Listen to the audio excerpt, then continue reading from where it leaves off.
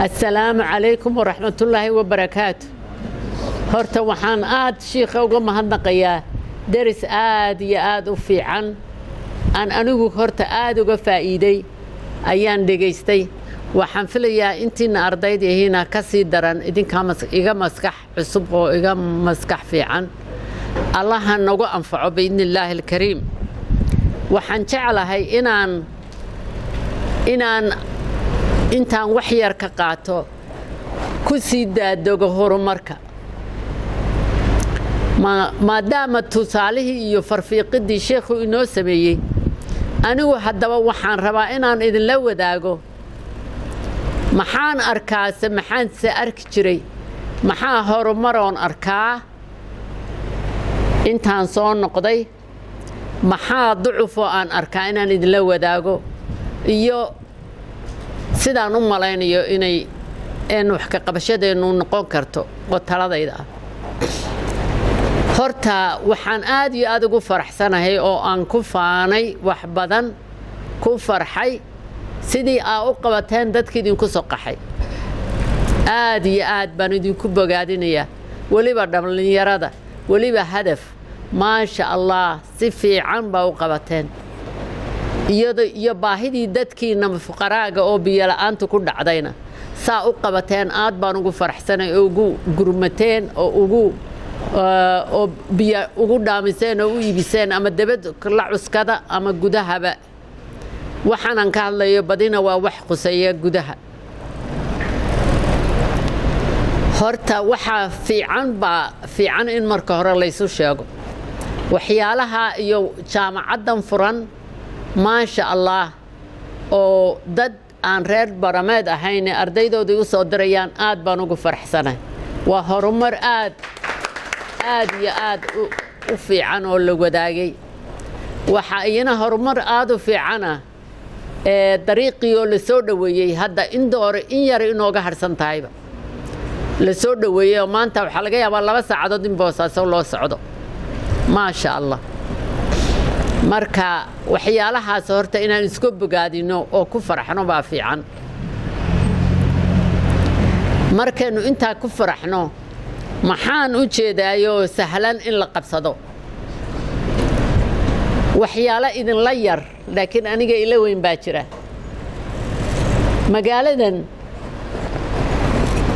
xoogaa dhira ii beeran geedka haddii la furo riyo isku laayaan inayna soo jiiraan riyaha baran jooga dadkii bay ka bateen gaaja haysa macalul baa dishay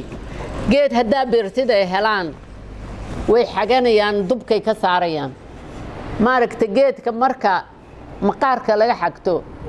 oksijiinka iyo nafaqadii ma gaadhiso qalalaya waxaad arkaysaan islaamad foostooyin iyo jawaan ku xidhxidhaya dadaalka waa u duceeya markaan arko dadka reeraha gurigaas ay ugu dadaalayaan markaan arko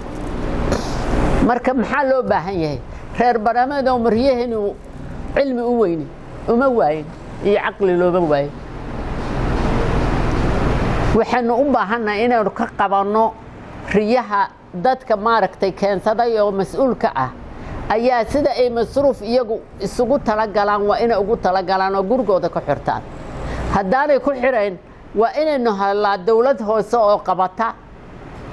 haddaynan dawlad hoose lahaynna waa inaynu inagu guddi qabata helaa waa in meel lagu xirayaa xoogaa cawsa loo dhigaa iyo biyo oo qofkii lahaa riyaha lacag laga qaada waqti intaa la eg hadday la waayana waa in masaakiinta loo qala marka way naga yaraynaysaa dhibtu ma garata والله إن إذا دبر habeenkii yaacaya oo dadka jiiray marka in xal loo helo loo baahan yahay waxyaalaha inagu qabsan karo waxyaalo muhiim ah oo waaweyn baa jiro inaan door ka qaadano aad ay u muhiim tahay waxaan u malaynayaa haddii aan qofkii $1 bixiyo baran oo dhan bishii oo dhan $1 oo account loogu shubo la yidhaaho dariiqa loo dhigaya dadka dabaduna inay wax soo shubi lahaayeen baan u malaynay laakiin waa inaynu inagu waxisiya inaan oranay wax bilaabana oo nidhaha bishii intaasaanu helay oo aan ururin maxaa reer baramood iyo muslimiinta kale oo sadaqada baxsataa ku soo dari kartaa haddaad intaa bilowdaan waxaan aaminsanahay in dariiqaas 15 sano la gaarayo dariiqa iyo dekadba baan hubaa marka inaynu wax samaysano account furanno oo xisaabtan samayno website u samayno ku qoro inta soo baxday haddii wax lagala baxo oo daruuri ay noqotona lagu qoro waxa lagu sameeyay dariiqa waxa loo canaadaa markaan Mareykan iyo tago oo aan ka hadlo waxa loo canaadaa website aanu gallo oo ka helo lacagtayadii aanu bixinay oo nala leeyahay mahadsanid intaas bixiseen ma jiro mid aan xisaabtiisa ka eegno ma jiro marka anigu waxaan kula taliyay igama qaadan wali Allah ku taladayda mid ka fiican Allah siiye waxaan kula taliyay dad baa sameeyay oo meel soo gaarsiiyay hadday dadkaasu sameeyaan maaragtay website iyo waxa sameeyaan la xisaabtan waa khayr haddaanay samayn dadka maaragtay dadaalkooda lagula xisaabtama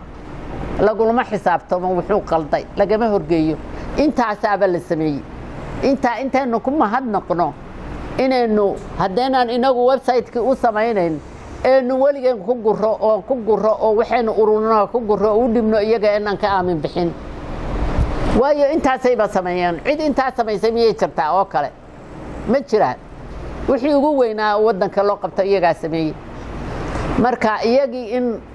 horta si ay u dhammaystiraan taageero la siiyo hadda wax dame haddaa bilaabaysid wixii ka dhinaa sax laakiin haddeer dadkii intaa soo sameeyey waxbaad kharibteen maydinaan xisaabtamin lagu wado sax maaha ila tahay aniga caqligay haddii si sax oo ka fiican haysaana waa khayr laakiin waa inaynu inagu horta wax meesha dhignaa markaasaynu xisaabtami karaa haddeena waxba dhigayn oo wixii meeshii taagan yihiin bal gaariyada mara maalin kasta in wax laga qaado Soomaa gaariyada in wax laga qaado hadday rabaan nooligiina ay idinka qaadanayaan ha ku kordhiyaan ama kay boosasa ka soo qaadaya ama labadaba ha ku kordhiyaan in wax laga qaado oo account lagu shubo oo la yidhaaho account-kaas guddi fiican loo dhiibo oo account-kaas wixii ka soo baxa ilaa maalinta ay soo noqonayaan markay lacag fiican noqoto 5,000 hadday gaadho waa bixin kartaan dhowrku waa oran kartaan bal wax ku bilaabo waa kane waana gaari kartaa de haddaynu $1 bil bixino waa lacag badan marka in wax la bilaabo muhiim anigu haddaba waxa kaloo aan jeclahay in la bilaabo maadaama ilaahay hadduu qadaro aan ku rajo weynahay inaan keeno macadaadkii biyo qodayay qolooyin kalena waa keenayaan baa la yidhi waa khayr inay soo bataan biyo lagama dhergo barani biyo ka dhergi maysa in loo soo badiyo macadaad badan la keeno oo biyo qodo waa maasha Allah ilaahay ha kulligood ha inagu nijixiyo marka waxa haddaan soo wadno oo dad kalena soo wadaan inay ceelal qodaan dhowr jeerna waa arrinta wada kala hadlayo haddii 20 sano ceelka malaayiin sano biyo ku dhacay haddii la soo nuugo waa dhamaanayaan ama waa yaraanayaan marka waxa loo baahan yahay in meeshaas haddeer tarkib aan daawanayay oo meel khudrad badan ka soo baxdo dhulkii baa dumaya iska dumaya maxaa ku dhacay biyo hayay baa laga dhamaystay waxay ka qodeen 700 mise 7,000 oo ceel bay ka qodeen oo ku soo saaraan khudrad markii waxaan laga fikirin biyo ma lagu daraa dhulka ma lagu shubaa ma loo qabqabtaa haddeenan biyo u qabqaban dhulka ama hadumo